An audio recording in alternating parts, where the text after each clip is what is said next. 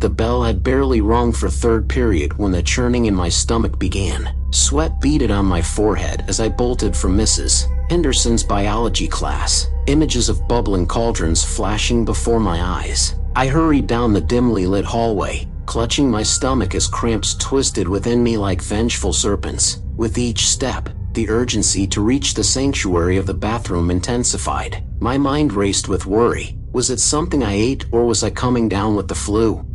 Finally reaching the bathroom door, I pushed it open and stumbled inside. The fluorescent lights flickered overhead, casting eerie shadows across the tiled floor. I rushed to the nearest stall, my breaths coming in shallow gasps. But as I entered, I froze. There, standing by the sinks, was the school janitor. His back was turned to me as he hummed a tune I couldn't quite place. Something about his presence sent shivers down my spine, but I shook it off, attributing it to my discomfort. Ignoring the uneasy feeling in the pit of my stomach, I hurriedly locked the stall door and focused on relieving myself, trying to block out the unsettling sound of the janitor's whistling. As I finished up and prepared to leave, I hesitated. The janitor was still there, his humming and whistling echoing off the tiled walls. It was as if he didn't have a care in the world, as if he had all the time in the world to linger in the bathroom. Summoning my courage, I unlocked the stall door and stepped out, trying to avoid eye contact as I washed my hands. But as I glanced up at the mirror, I caught his reflection. His eyes met mine, and a chill ran down my spine. His smile was unsettling, too wide and too toothy, sending a wave of unease crashing over me. I quickly dried my hands, wanting nothing more than to escape his unnerving presence.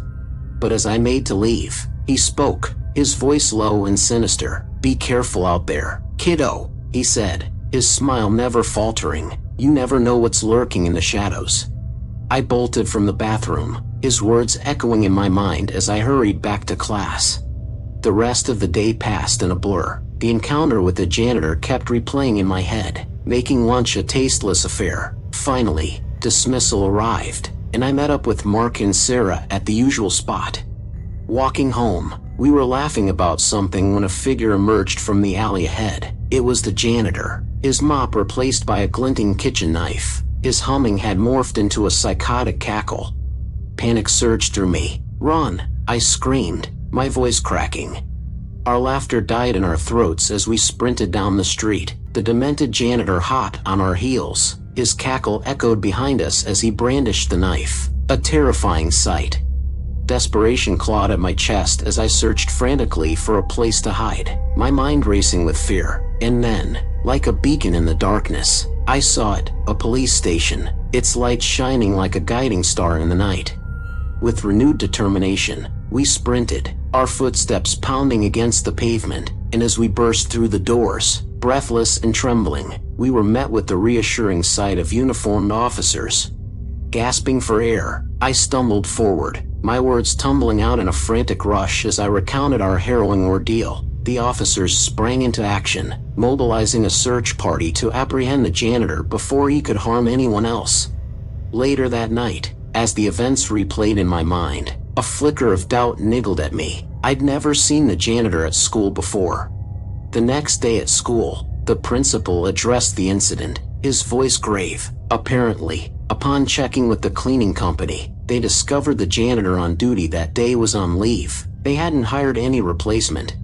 A wave of nausea washed over me. The man in the bathroom wasn't a janitor, he was a stranger, a dangerous one. The police investigation intensified. They scoured security footage and interviewed everyone at school. Days later, the news broke. They'd apprehended a convicted sexual assailant who lived near the school. He confessed to targeting, preying on unsuspecting students. The revelation made my skin crawl. The following weeks were a blur. Counseling sessions, police interviews, the constant feeling of being watched. The school increased security, a stark reminder of the nightmare. Slowly, life edged back to normal, but the fear of the whistling janitor lingered, a chilling memory of the day the bathroom became a scene from a horror movie. Now, whenever I hear a whistle, a cold sweat breaks out, and I'm transported back to that terrifying encounter, forever etching itself into my memory.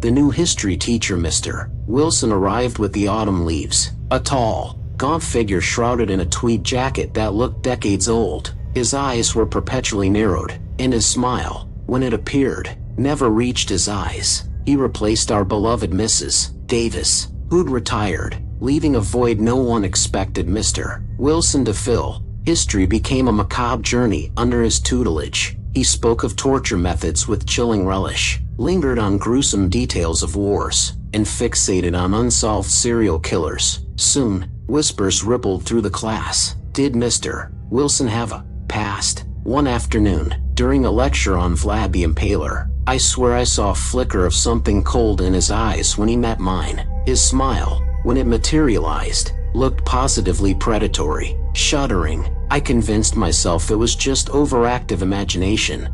The unease intensified when Michelle, a quiet girl in my history class, disappeared. One day she was there, the next, her seat was empty. Mr. Wilson merely mentioned her absence with a nonchalant shrug. Transferred, he'd said, his voice devoid of sympathy. We, Michelle's friends, found it odd. She wouldn't have left without saying goodbye. We tried contacting her, but her phone went straight to voicemail. A gnawing suspicion began to take root. Had something sinister happened? Driven by suspicion, Zach and I decided to investigate. We knew Mr. Wilson stayed late sometimes, grading papers or preparing lessons. One evening, we snuck into the school after dark, armed with flashlights and a healthy dose of fear. The deserted hallways echoed with our nervous breaths. We found ourselves outside Mr. Wilson's classroom. The door was ajar, a sliver of dim light escaping. Zach, ever the daredevil, pushed it open. The room was a grotesque parody of a classroom. Desks were overturned, chairs lay scattered, and dominating the center stood a circle of mannequins. They were all dressed in clothes that vaguely resembled Michelle's, their faces eerily blank. A strangled scream escaped my throat. We stumbled back, hearts pounding, just as a click echoed behind us. Mr. Wilson stood at the doorway, his face a mask of fury.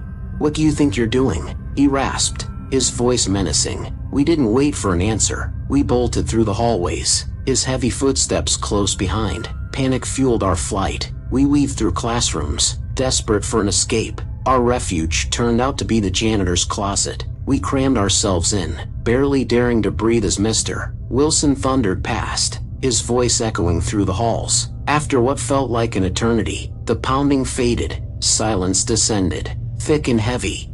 We knew we had to tell the police, but could anyone believe our story about the creepy history teacher and the mannequin classroom? The next morning, we found police cars swarming the school. Mr. Wilson was gone. Later, we learned they'd found a hidden basement beneath his classroom, a chamber of horrors filled with mannequins and evidence of past disappearances. Michelle was never found. The mannequins in his classroom were deemed too horrific for public display, but the image of their blank faces remains etched in my memory, a constant reminder of the chilling mystery that unfolded under the watchful gaze of Mr. Wilson.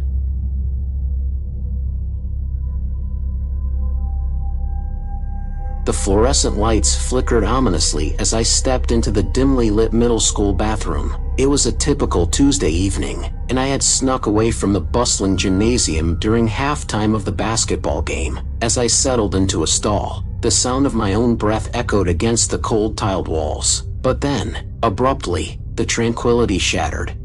A sharp crack pierced the silence, followed by the eerie sound of laughter. My heart pounded in my chest as I froze, paralyzed by fear. Who would be breaking a mirror in the middle of a basketball game, and why?